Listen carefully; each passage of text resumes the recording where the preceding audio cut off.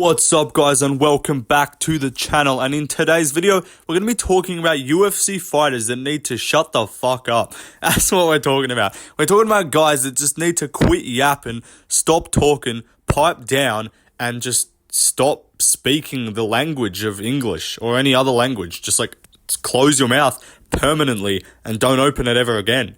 Stop allowing noise to come out of your mouth that sounds anyway like a sentence. That's what you need to be doing. We're talking about one fighter per division.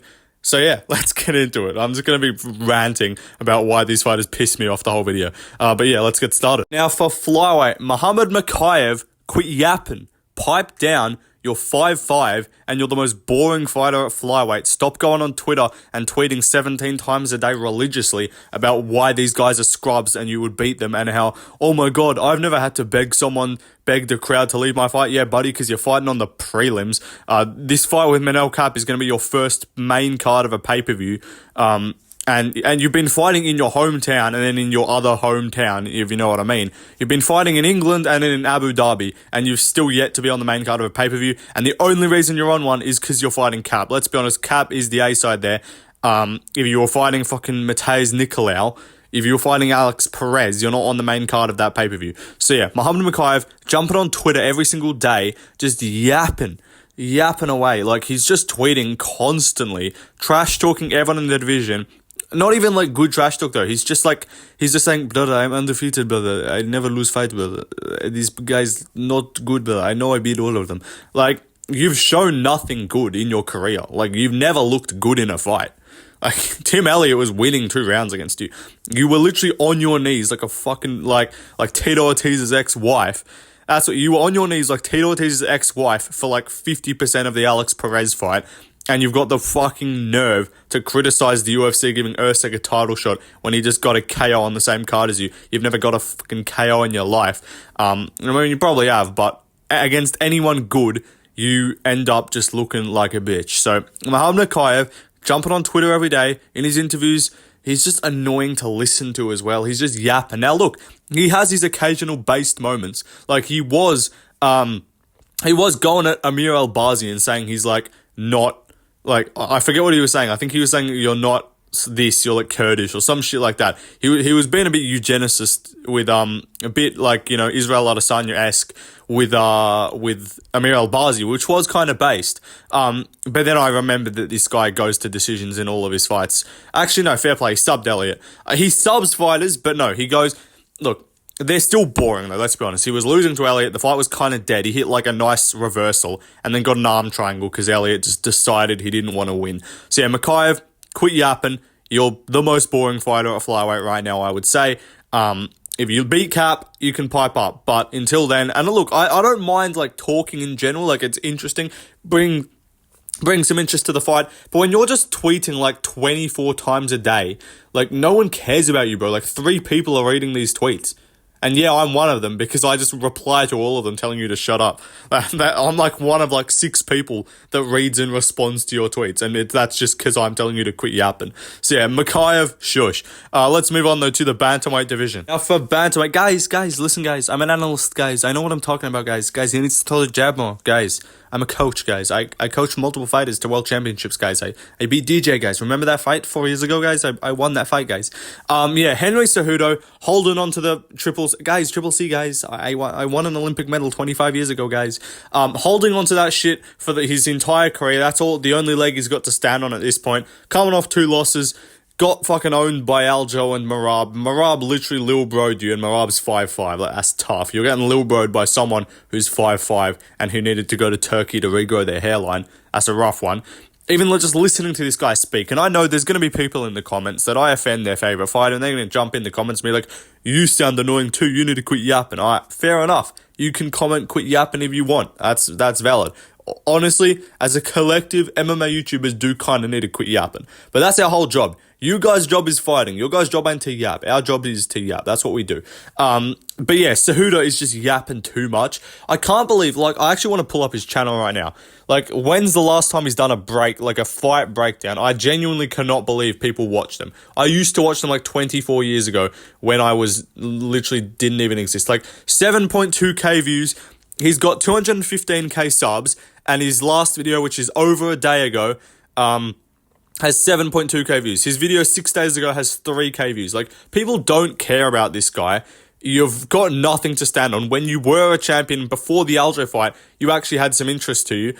People were going to watch you. They paid attention to what you had to say. And people, before you fought, were like, damn, he could come back and be a champion. So I'll listen to this dude. He's a smart guy. And look, Cejudo, he's got some smart things to say. But like, the listen, guys, that meme literally, like, that joke literally came from, like, he showed messages of him saying, like, Aljo, man, he's gonna try and counter you, man. Don't overextend on your punches, man. He's gonna try and counter you with a straight right, guys. Like, that's where the whole Coach Henry Little Einstein came from, because he's just saying the most obvious shit, like, yeah, O'Malley's gonna strike. I didn't know, bro. Cheers. So Cejudo acting like he's some fucking analyst, acting like he's, like, discovered something. It just gets annoying. And also, anytime he speaks, bro, this man, he's gone to such low levels. He's now calling out Rob Font for a fight night in the Apex. That's the level we've gone to now.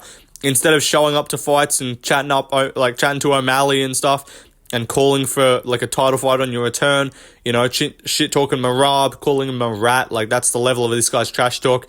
Now he's calling for Rob Font in an Apex main event, because he knows he can probably take down Rob Font. It'd be funny as fuck if Font just KO'd him.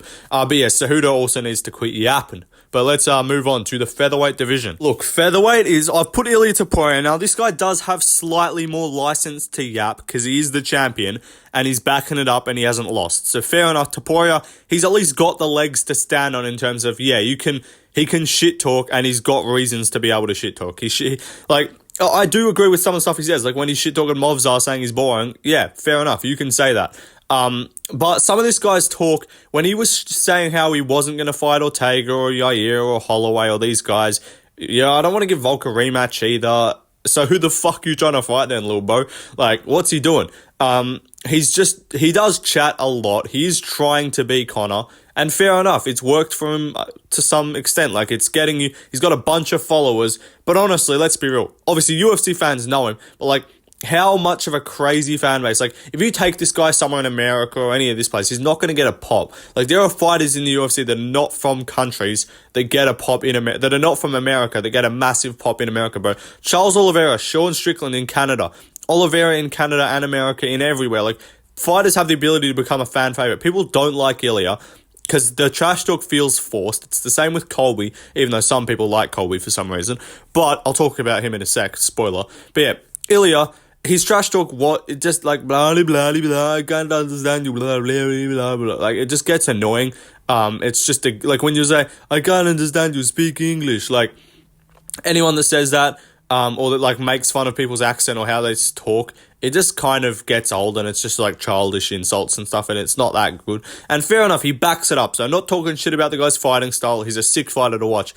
But he is yapping. He's saying he's going to be the most highest paid athlete in 2025. Like, dream on, little bro. The UFC ain't paying you fucking more than $5 million. So you got a whole lot longer to go there. Look, if he does fight Holloway, shit talk Holloway in the build-up, that's fine. Make some interest with the fight. But it's like when you're not fighting and you're just randomly chatting and just like saying you don't want to fight guys because they don't make sense. It just gets annoying. And I know this isn't Topuria's fault, but I think Joe Rogan, if I'm not mistaken, said that Ilia had cleared out featherweight. Yeah, alright, sick. Cleared out featherweight, yeah.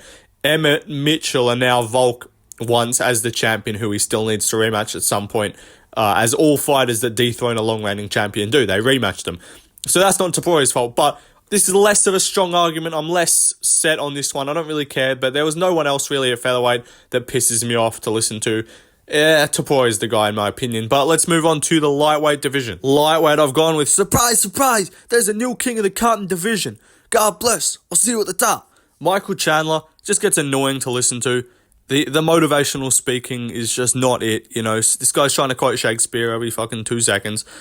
He's just yapping a whole bunch, and it does get old. Look, he's gonna, even on Tough and stuff, like, he's got one of those voices, and I probably do as well. I don't know, like, if you want to say that, if you say my voice is annoying, I'll probably be like, yeah, it probably fucking is. I yap a lot, and I sound like a tard. But Michael Chandler, you can all agree, he's got one of those voices which is just annoying to listen to. Anything he says, it's just like, shut up.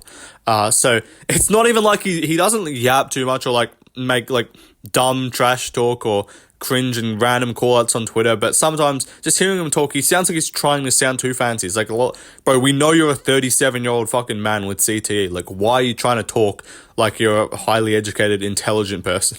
Like, you're a fucking cage fighter. Act like it, honestly. I hate when fucking fighters try and pretend they're smart. Like, some of them are, but some of them are just like, bro, shut up. You're retarded in the cage. Stop trying to talk like you're some genius. Like, he sits down in his interview. He's like, yeah, no, it's an interesting one. You're like, like, I can't do a Chandler impression. I mean, like, adopt me. Are you for adoption? Like, that's my Chandler impression. But yeah, look, he's not that annoying to listen to. It's just when he does talk, it just does get annoying sometimes. But I don't know. Again, lightweight, I couldn't really think of someone. Like, I was thinking maybe like Bobby Green or like Matty. I was going to go Paddy, but I tried to I kept it to just people in the rankings. So yeah, I've gone with Michael Chandler. It is what it is. Yeah. Anyway, let's talk about someone at welterweight. Colby Duckington, where I'm going to keep calling him this. The shtick is it's just dead now. No one cares. You can't just keep onto this. And thanks to the first responders, Donald Trump, the greatest president in the history of the world, we're taking back the White House in 2024. Like, it just gets old. It gets cringe when you just repeat that after every fight. Like, he'll get asked the question, so what do you think about the Ian Gary fight? How does that go? It's like, I think I whoop his ass, and then, Donald Trump's taking back the White House. It's like, shut up. No one asked. You don't have to just fucking gurgle on Trump's nuts every time someone asks you a fucking question. So the shtick does get old. And look, respect to the first responders, respect to law enforcement, all of that. But you don't need to mention them in like every 20 seconds. Like, we know that's your people. You want to get that sort of fan base, and you're trying to latch onto that because you know that there's a large like right-wing fan base that are going to like you. And fair enough. I get it. For them, they hear something and they be like immediately like, yes, I agree with this man. He is good. And they don't think about anything, even though it's obviously a shtick. He literally admitted on interviews that he needed to change his personality because no one gave a fuck about him. So then he's just yapping. And look, it was all right. Like, some of his trash talk was good, but it's like, next time we see you, it's dragon energy. You're dead, Marty. You're dead. Like, it's just shut up, bro. You're just annoying. It's cringe. Like, there's a difference between trash talk and like Connor being like, mate, I'm gonna fucking bounce your head off the canvas, yeah? Stomp on his head as he's unconscious. Like, there's a difference between that and then Colby just screaming for no reason. Like, you look like a little fucking raging kid that got his iPad taken off him and you're having a tantrum about it. Like, you never broke my jaw. It was a fake stoppage, fake fight, fake ref. It's rigged, like the presidency. Like, he's just yapping constantly. And even with the Ian Gary fight, it's like, he doesn't even make sense for me. This guy's a scrub. You went to a split decision with the busboy. Like, you're not funny. You've said that line 12 times and no one's laughed every time you said it. Like, yeah, I'm all here for some Ian Gary slander, call him a cuck, all that. But when it's like, this guy's not even beat anyone. Like, what's he done? My Colby impression's awful, It's impossible to sound that retarded, but this guy's yapping, always. He's calling out Bilal, he's calling out Charles, he's yapping, he's acting like he calls the shots, acting like you ain't coming off a fucking loss and looked shit in your last fight, and your last win wasn't over 2 years ago. So yeah, don't know what he's doing. Quit yapping. Just put your head down and honestly fight. That is my, game plan for Colby's career at this point. Stop yapping. Stop trying to force this shtick that we all know is fucking bullshit. Even Trump heard you being like, thanks for the first responders. Thanks, Donald Trump, the greatest president in the history of the world. Trump's literally walking out as you speak. Donald Trump's favorite fighter. Like, he doesn't care about you, little bro. He's not going to let you hit. But then, yeah, he's continuous this shtick. Honestly, I think Colby would actually get his fans back and do a lot better of a job if he put his head down, quit yapping, and just fight, show up, dominate someone 50-45, and just call, don't call for a title shot. Just say, I'm here to still be the best. I'm coming in. I'm the best as I've ever been. This is my best performance. I felt great. All this. Put a little bit of personality into it. Like, you can get a bit rowdy. You can make a little call out. Call someone a cuck. Call someone a pussy. Something like that. But you don't need to just rattle off this, fucking pre-ramble that you already have written down. Like, okay, what do I have to do again? I have to thank the first responders. I have to thank law enforcement. I have to thank Donald Trump. I have to say I'm Donald Trump's favorite fighter. I have to reuse the same childish fucking corny insults that I've already said 12 times. Like, he's just thinking in his head, and sometimes he's messing them up, and he's like, fuck, 7th layer hair, hell, we'll say what's up to your dad while we're there. Like, he pisses me off, Colby. You get the point. I've talked about this guy a lot. Just yapping always. Let's move on though to the middleweight division. Next up, botched. Israel Adesanya, I touched him, like, I'm gonna touch him a bunch of times, like, I touched my dog, trust. Adesanya, just anytime I hear this guy talk, it's just cringe. He tries to come up with these clever lines and these little intricate shit, and he's gonna crumble like the Twin Towers, trust. That was kind of funny, to be fair. It didn't land as a joke, but it was actually kind of, just hearing that, he didn't mean it as like a funny thing, but it was kind of funny. Kind of based, honestly. But apart from that, like, anytime this guy talks, it's a dog collar, I'm a dog, and I'm about to be unleashed, trust. Izzy is just annoying, it's cringe. He's coming off a loss, stop talking like you're the fucking greatest fighter of all time. His little fans hop on his nuts and just be like, yes, Izzy, they're commenting this video. Good to see you working, champ. Hope to see you back in the octagon. I'm really looking forward to seeing you fight again. I love you, champ. You keep fighting, bro. You're a beast. Like, these guys in his comment section just spamming like fucking love heart emojis. Like, bro, you're not his dog. He's not gonna let you hit. Like, his fans are annoying too. They yap constantly. That Kenny dude is a fucking abomination to listen to. And yeah, Adesanya, his trash talk is awful. This guy's just yapping away, saying that all of Australia is racist because we supported Sean Strickland instead of him. I mean, you got the first part right, but that's not just the reason. We just support Sean Strickland because he doesn't molest dogs, and he's not fucking cringe as shit. I mean, honestly, Strickland at times is cringe, but it's not like he's regularly just like making you be like, my god, this guy is a spastic. That is what you think when you listen to Israel Adesanya 90% of the time, let's be honest. Yeah, it's cringe. I feel like he tries to like write his lines and be like, or maybe he doesn't write his lines and he just tries to think on the spot. And he tries to think, this will be funny. And then he's like, this is a funny joke. Trust. Guys. Quiet. I got something funny to say. I'm gonna crumble him like the Twin Towers. What?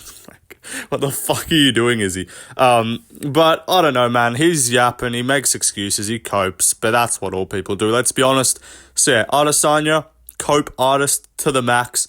Yapper, certified retard. A little retard Artem Lobov, little fucking bald midget, fucking retard. It reminds me of a little fucking midget retard Artem Lobov. So yeah, Izzy, shut up, bro. Let's move on though to also the African shit and all that stuff. Who the fuck are you as a colonizer, as a white put, as a cracker? Just tell me who the fuck I am, who the fuck Ngannou is, who the fuck Kamaru is. Like, bro, shut up. You're not black, you're Chinese. But let's move on to another fighter. Everybody thinks this guy is some world-class kickboxer, and because he did kickboxing and I didn't, I can't stand with him. Well, I'm going to show you guys UFC 300. Standing, I will knock him out. Jamal Hill 2 months ago before UFC 300. Look, I don't hate Jamal Hill. He was yapping a lot. Look, and there's a difference between trying to promote the fight, and you can promote the fight. And he could have trash talked, but just done it in a good way. It just looked cringe. Like, he was just screaming. He looked like a little retard Artem Lobov. No, I'm just going to keep saying that now. But no, he was just cringe. It wasn't like good trash talk. I'm not against trash talk. Trash talk is how you make shit interesting. But his trash talk was just weird. It was kind of cringe. And it was just more like funny. It wasn't like it's not like it's painful to listen to Jamal Hill talk, but it's more just like, bro, quit yapping. Like, you ain't that guy, pal. But I got another person to talk about for light heavyweight. On paper, if I've got the reach of John Jones, the power of Francis Ngannou, the speed of Sean O'Malley, the chin of Mark Hunt, and the wrestling of Khabib. On paper, I'm the greatest fighter of all time. So yeah, Anthony Smith, Mr. On Paper himself. Yeah, look, he's not been as bad recently, but sometimes his takes are awful. Like Pereira, he's nothing special. He's not that big of a dude. And I think I beat him too. All these guys in the division, they know if I'm on and if I'm at my best, I beat him. And that's why they get so mad when I say it, because they know it's true. Like, Anthony Smith, shut up. You're not that guy. You're like 50 years of age. You got your teeth knocked out by Glover Teixeira. You got fucking KO'd and like mercy not hammer-fisted by Khalil Roundtree. You had PTSD fighting Johnny Walker. You like went to the depths of hell fighting Ryan Spann and looked like you had pink eye afterwards. When's the last time this guy's looked really good? And I'm not counting the Petrino fight. He didn't look good. Petrino just looked retarded. So yeah, Smith, he's just yapping a whole lot. Delusional. delusion maxing kind of based, to be honest. Like, I actually kind of respect it. But yeah, let's talk about heavyweight. Last up, hey Blue Eyes, John Jones. If you know, you know, you know, let's be honest, we all know. But yeah, Jonathan Bones Men Jones, or gets boned by men Jones, or gets boned by women, apparently, from the sounds of it. But yeah, Jonathan Jones, he's just yapping on Twitter all the time. And it's not like he's like trash talk, he's like cringe. I mean, like, this guy tickles my pickle. Like, pause. But I'm gonna make him my wife. Like, he gets zesty with the trash talk at times, but most of the time it's like he's not that cringe in the trash talk, and he's a sick fighter, right? But he's also regularly takes steroids. But recently, the Twitter yapping has just been ridiculous. Absolutely fucking ridiculous. You know, he's been going on having daily rants about why the Stipe fight means anything, and his little fucking homosexual for John Jones, gay for Jones fans are just in the fucking comments just edging, saying, yes Jones, you should fight Stipe, it means a lot for your legacy, just fucking jerking themselves off as they think John Jones is gonna like their comment and respond saying, thanks champ, or some shit like this, or like, you're right, bro, thanks for the support, fam. Like, that's John Jones at this point. But then he's gone in DMs of just random teenagers or random people on Twitter who's just trolling him, and then like going like, yeah, I'm gonna fight this old man, and ride off into the sunset. Fuck all he's done in the sport. He's fucking shit his jacks, shit his jocks, became fat, rolled off into the sunset. Fuck all he's done in the sport. But yeah, John Jones just yapping, thinks that a fight with Stipe means anything. Honestly, I don't think he does. I genuinely think he knows that Stipe's old as fuck. He knows Aspinall's the hardest challenge. He knows all of this, and he's choosing to do it and he's choosing to talk like this and act like Stipe's the hardest fight because it is gaining attention and it is pissing people off. And if he does genuinely believe it, then he's delusion maxing beyond belief. So yeah, Jonathan Jones, massive yapper, extreme levels of yapping. And yeah, just stop yapping. Like, if you just said flat out, if you just made one final tweet saying, I'm getting off this fucking app, or you don't need to tweet this, but just think this, like, make your final tweet saying, when Dana announces the fight, to say, this is the fight, it's happening, I'm going to see how I feel afterwards, I don't know if I'll retire, I don't know if I won't, whatever. And just stop yapping on Twitter every time people comment, because it seems like anytime someone tweets at him, this guy needs to go out of his way and send them a fucking paragraph to respond and be like, but by the way, did you see my title defenses 10 years ago at light heavyweight? You did? Well, why does that mean? So if you saw them, then how come I have to fight Aspinall, the number one contender in the division and my most dangerous challenge? Why do I have to fight that guy? I fought Lyoto Machida 24 years ago. So yeah, it's like, or whatever, I fought Vitor Belfort 19 fucking centuries ago. So it's like, alright, sick. Good for you, John Jones. Like, congrats. But yeah, that is the video done, guys. I hope you enjoyed. I think my picks are pretty solid. Maybe there's some different ones that you would have. I know some people in the comments are going to come at me. That's fine. I don't care. That's what it's about. Unlike Ian Gary, I ain't going to turn him off. Don't worry. So yeah, see you guys in the next one. Hope you enjoyed the video. Peace out. I've been fucking consistent on the uploads. I'm a fucking legend, let's be honest. I'm a fucking genius. But yeah, peace out, guys. A little retard art, I'm lower. It's so funny. Bye.